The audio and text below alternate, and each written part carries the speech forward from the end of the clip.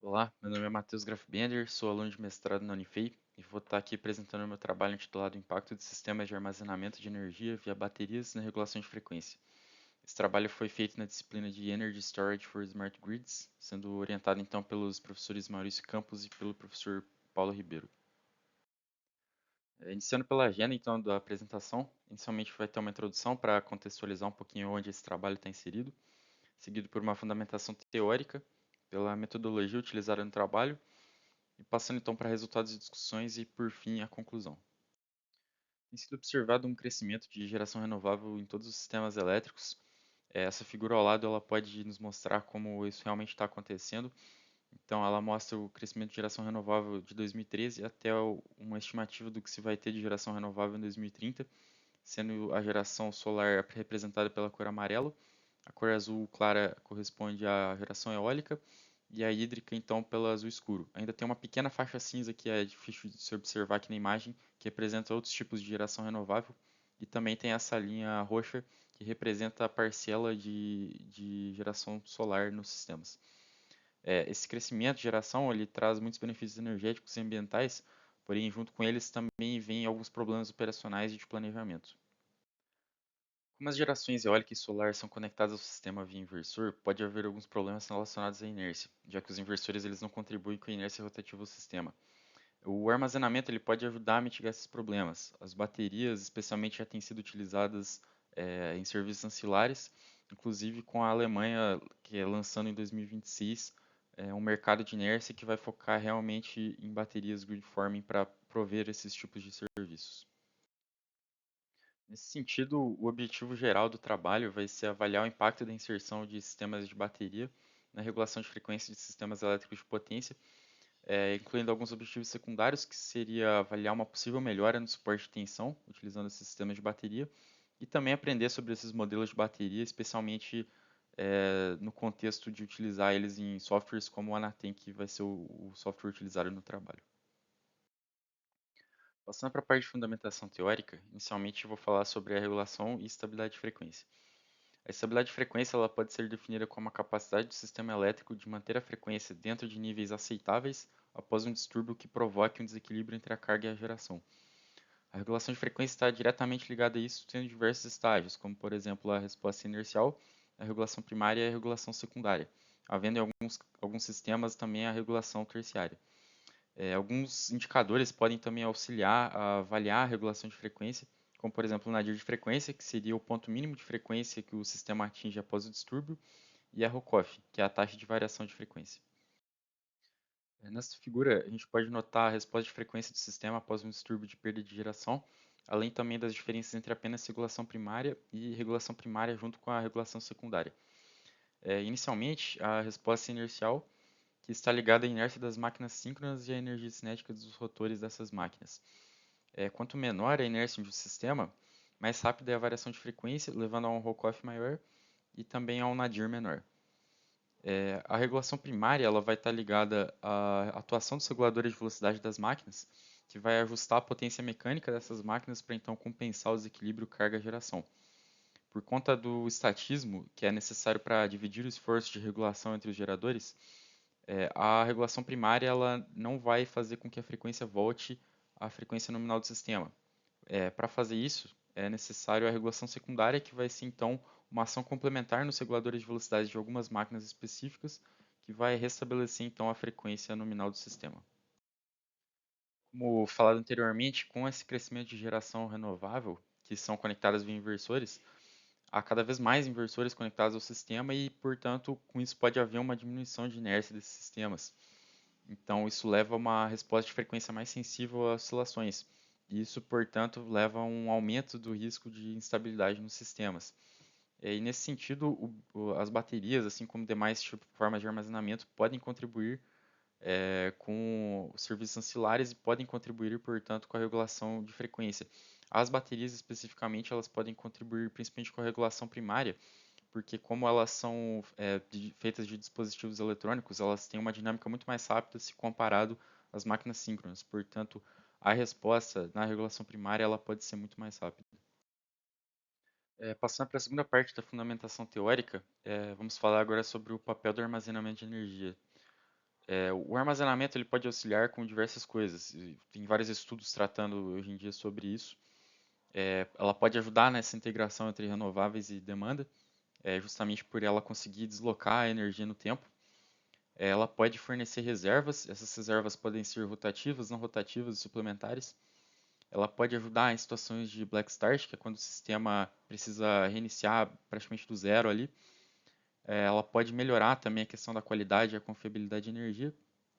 E ela pode, inclusive, sendo utilizada junto com hidrelétricas, melhorar o ponto de operação de turbinas hidráulicas.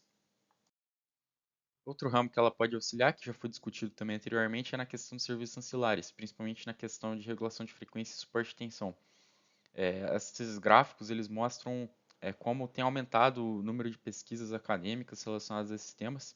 No gráfico da esquerda nós temos a pesquisa sobre BES e regulação de frequência, que teve um pico de 120 publicações no ano de 2024.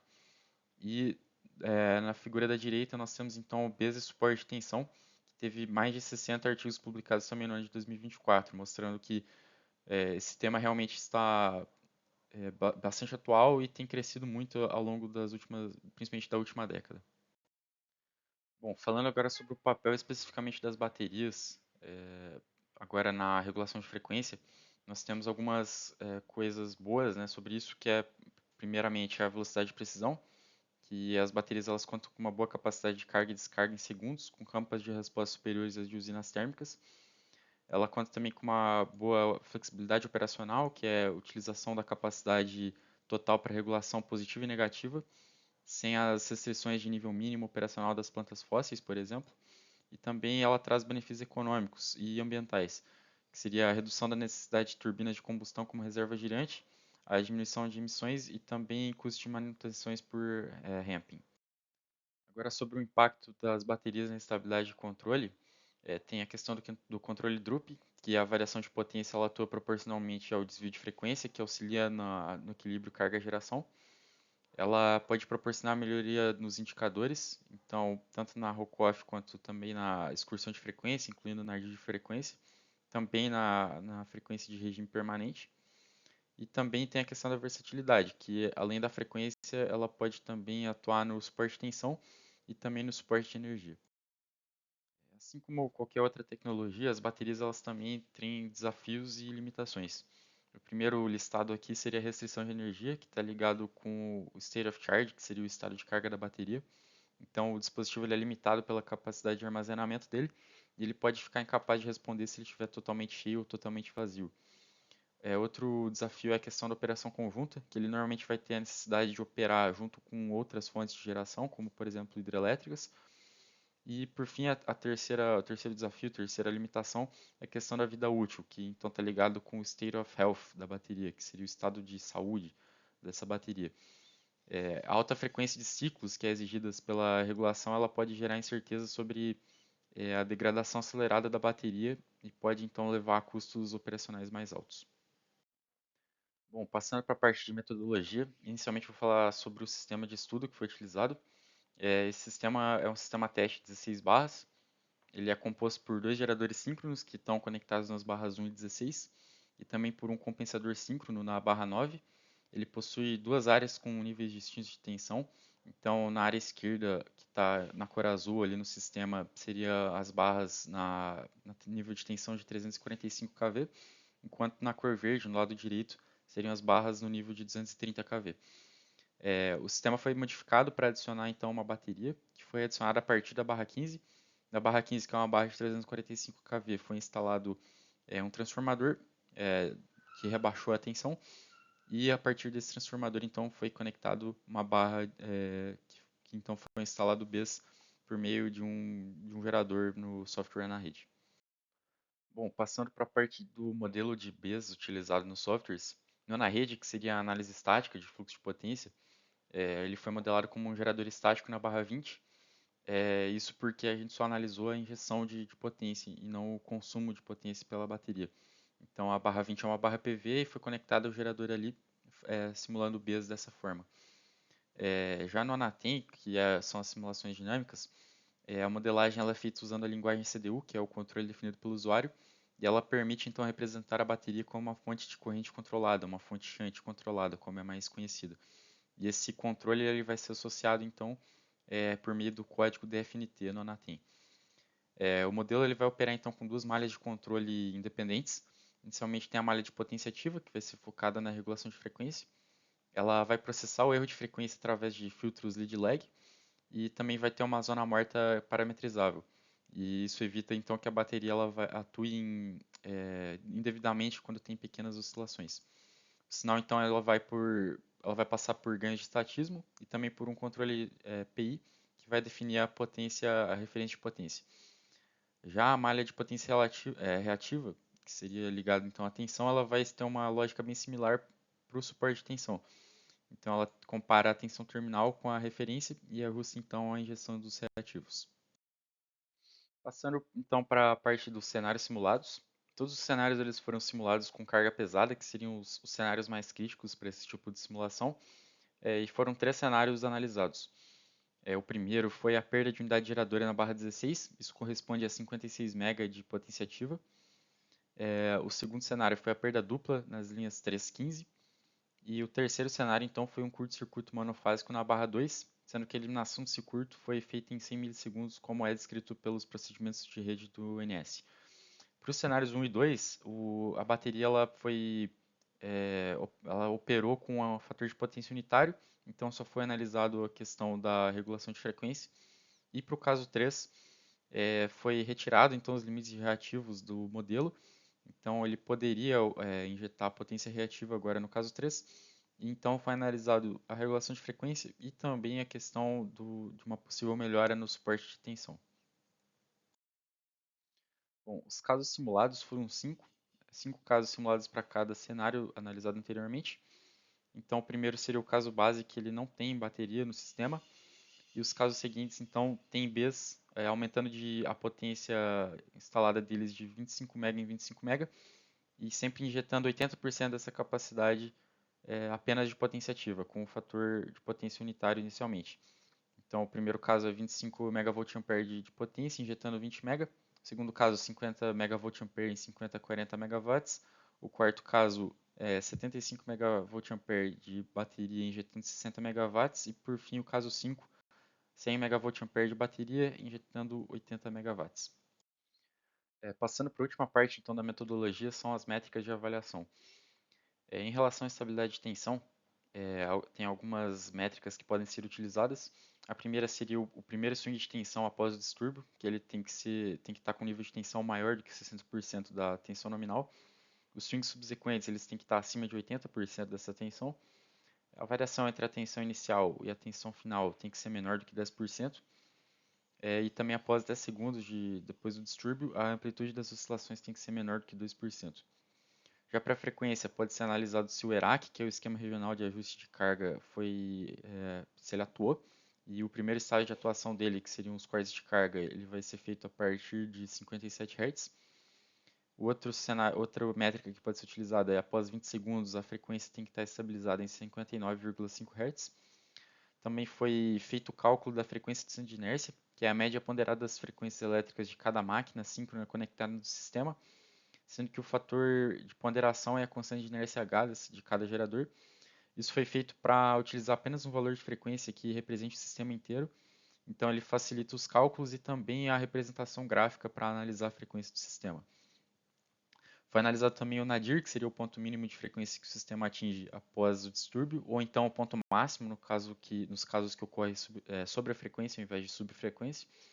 E também foi analisado a ROCOF, que é a taxa de variação de frequência, então numa janela móvel de 500 milissegundos. Bom, agora vamos passar para a parte de resultados e discussões. O primeiro cenário a ser analisado então vai ser a perda da unidade geradora da barra 16. Isso representa então uma perda de 56 MW de potência ativa. Bom, analisando o comportamento da frequência nesse cenário, essa primeira figura traz então a frequência centro de inércia do sistema para os 5 casos. E o que se observa é que conforme a potência instalada do BES aumentou, de fato o nadir de frequência foi menor, a frequência estabilizou ali a partir mais ou menos de 25 segundos, ela começou a estabilizar já em um valor mais alto e também a regulação primária ela foi mais rápida justamente pela implementação do BIS. Essas figuras de potência relacionadas ainda ao primeiro caso, elas mostram como a potência ativa se comportou então inicialmente aqui para as barras 1 e 9, que seria inicialmente a barra swing. Então na barra 1 ela é observado que ela está diminuindo geralmente a geração já no começo. Isso se deve pelo fato de que ela balançou a geração ali em relação ao caso base com o aumento da inserção de Bs no sistema. Então, a cada caso aumentou 20 MB de geração de Bs e diminuiu 20 MB na barra swing. Também pode ser observado a questão da potência ativa no compensador síncrono. Ele tem um comportamento ali transitório injetando um pouco de potência ativa ao sistema, mas ele acaba, é uma potência praticamente irrisória, não chega a 6 MW de potência ativa, e ela logo estabiliza e volta a zero. Já essas outras duas figuras também de potência ativa, elas mostram o comportamento então do outro gerador síncrono na barra 16, que foi quem teve uma perda de unidade geradora, e também das baterias.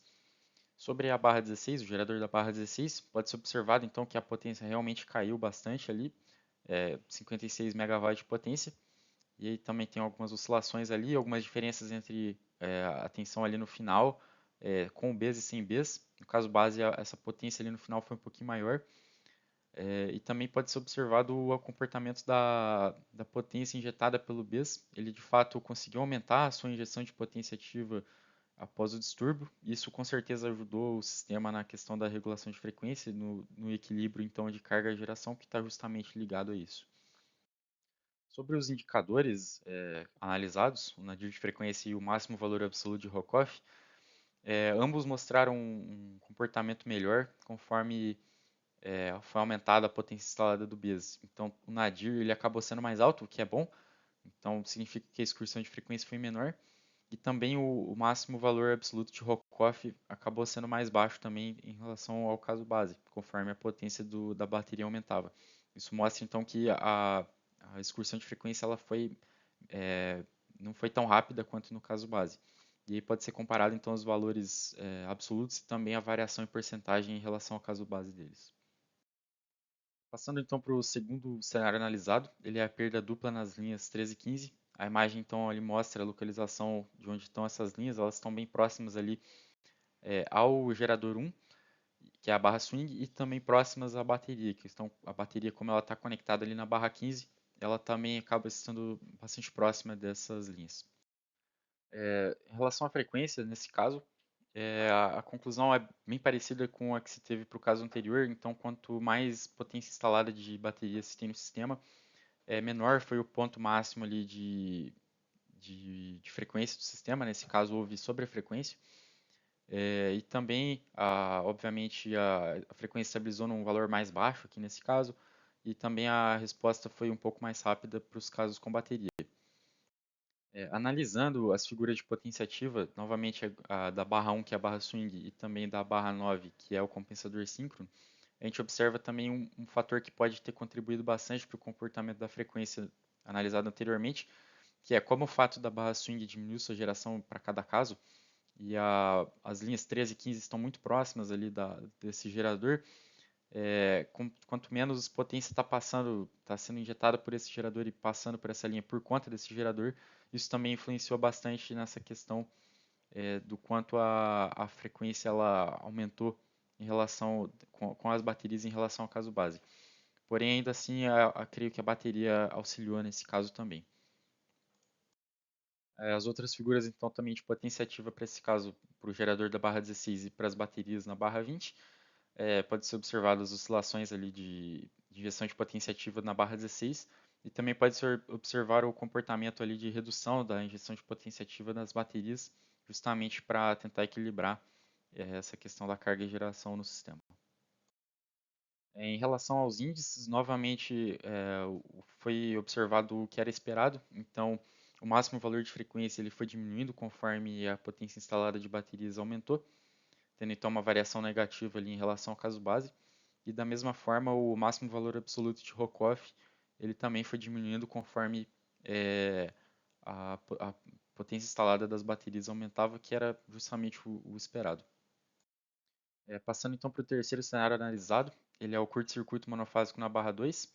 esse curto-circuito ele foi removido 100 milissegundos após a aplicação do curto-circuito, seguindo os procedimentos de rede do NS de atuação correta dos disjuntores, que leva em conta o nível de tensão. Nesse caso aqui, o curto está no nível de tensão de 345 kV.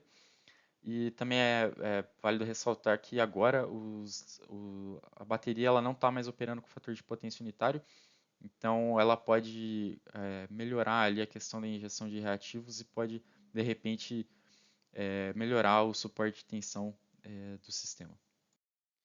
Analisando a frequência, então, nesse caso, nota-se que a frequência subiu consideravelmente, chegando a 60,4 Hz. Para praticamente todos os casos, tem uma pequena variação ali para os casos de bateria em relação ao caso base, mas ainda assim a frequência acabou subindo em valores próximos. Porém, novamente, a regulação foi mais rápida utilizando as baterias. A frequência estabilizou relativamente mais rápido, ali, cerca de 10 segundos mais rápido com a bateria com 80 megawatts de potência ativa em relação ao caso base, mostrando que, novamente, as baterias auxiliaram nessa questão da regulação de frequência. Já em relação à tensão, não foi possível observar muita coisa. O comportamento da tensão em todas as barras, aqui inicialmente estou mostrando da barra 1 e da barra 9, ela foi muito parecida, obviamente tem algumas diferenças, mas são muito pequenas, elas estabilizaram praticamente no mesmo tempo, elas chegaram praticamente ao mesmo valor de pico, então não foi possível ter uma conclusão muito forte nesse sentido. O que foi dito então em relação à tensão das barras 1 e 9 pode ser replicado aqui para as barras 16 e barra 20, inclusive as barras das baterias, né? Não foi possível ter uma conclusão muito boa em relação a isso, justamente por a tensão ter um comportamento muito parecido, independente do caso, mesmo com um aumento de injeção de potência reativa pelas baterias.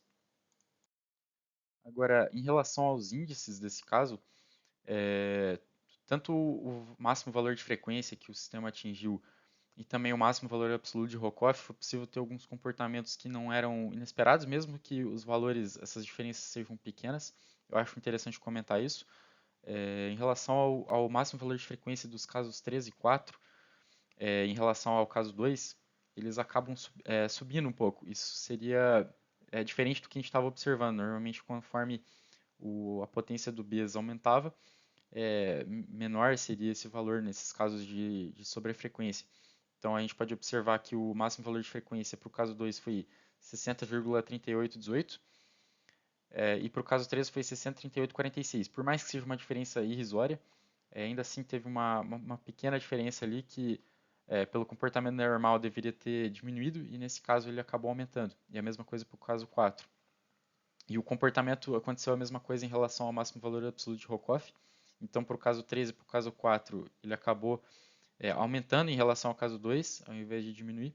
E, novamente, mesmo que sejam valores pequenos ali, que não vão influenciar muito nessa questão de como foi a regulação de frequência no sistema para esse caso, ainda assim achei interessante comentar. Passando então para a conclusão do trabalho, foram feitos alguns tópicos aqui. Inicialmente foi observado um impacto positivo na resposta dinâmica, então a inserção das baterias conseguiu mitigar consistentemente os efeitos dos distúrbios, melhorando na nível de frequência, reduzindo o Rocoff e também acelerando um pouco a regulação primária. Segundo a influência da potência instalada, então os benefícios da estabilidade são proporcionais ao dimensionamento, né, do aumento da potência do BES, que por sua vez intensifica a melhoria nos indicadores de recuperação. Outra questão é a relevância estratégica. Os resultados eles validam as baterias como um recurso essencial para prover serviços ancilares e também garantir a estabilidade em sistemas com inércia reduzida, que são causados justamente por essa alta penetração de renováveis. E por fim, o impacto no suporte de tensão ele foi um pouco inconclusivo. Não foi possível ter uma conclusão muito boa em relação a isso e seria necessário mais simulações para ter um resultado melhor, inclusive com possíveis melhorias nos modelos, com diferentes formas de operação, que poderia ser então aumentado a forma de analisar isso e talvez com isso tenha-se conclusões melhores. Bom, então gostaria de agradecer aos professores Paulo e Maurício pela orientação ao longo da disciplina, também aos demais colegas que fizeram a disciplina e auxiliaram também. e também a todo mundo aí que assistiu a apresentação.